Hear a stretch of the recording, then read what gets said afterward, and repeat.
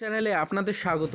এই মুহূর্তের পর সব থেকে বিরাট বড় খবর, পশ্চিমে দাপিয়ে বেড়ালেও পূর্বে ঝিমুচ্ছে বিজেপি, তাক লাগানো বড় খবর। বিস্তারিত জানিয়ে দেব, সঙ্গে থাকবেন। লোকসভা ভোটকে কেন্দ্র করে পশ্চিম আসনে প্রচারের ঝড় তুলছেন শাসক দল তথা বিজেপি মনোনীত প্রার্থী বিপ্লব কুমার দেব।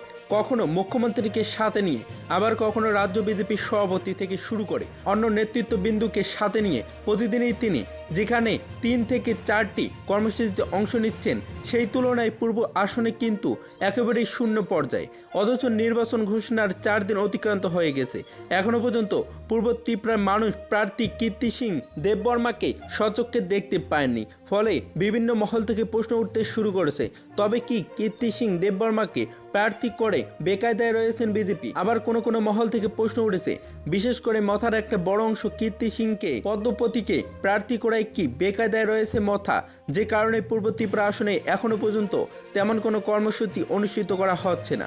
যেহেতু এই আসনে অধিকাংশ ভোটাররাই জনজাতি অংশের, তাই এক্ষেত্রে পদ্ধতির নীরবতা নিয়েও সাধারণ জনজাতিদের মনে নানান প্রশ্ন উকিঝুঁকি মারছে।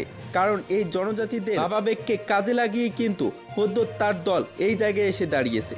যেহেতু আনারস চিহ্নকে সামনে রেখে আজকে তাদের এই অবস্থা, তাই হঠাৎ করে প্রতীক পাল্টিয়ে অপর একটি প্রতীকে প্রতিদ্বন্দ্বিতা করার বিষয়টিকেও তারা খুব বেশি একটা ভালো চোখে দেখছেন না।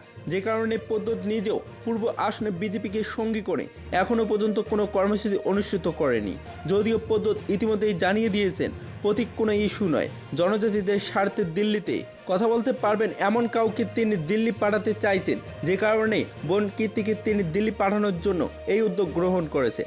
রাজ্যের 2টি আসনেই বিজেপির জয় প্রায় নিশ্চিত হলেও রাজনৈতিক মহলরা মনে করছেন পূর্ব ত্রিপুরা আসনে কীর্তি সিংকে প্রার্থী করায় মথা এবং বিজেপির অভ্যন্তরে যে একটা চাপ ক্ষোভ জন্ম নিচ্ছে। সিপিআইএম যদি ওই কেন্দ্রে আরও একটু জোরদার প্রার্থীকে দাঁড় করাতে পারত, তাহলে বিজেপির জয়ের পথটা ততটা মসৃণ হতো না।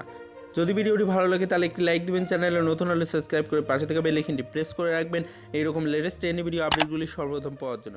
বিয়ের রিপোর্ট, এজিট অফ বাংলা।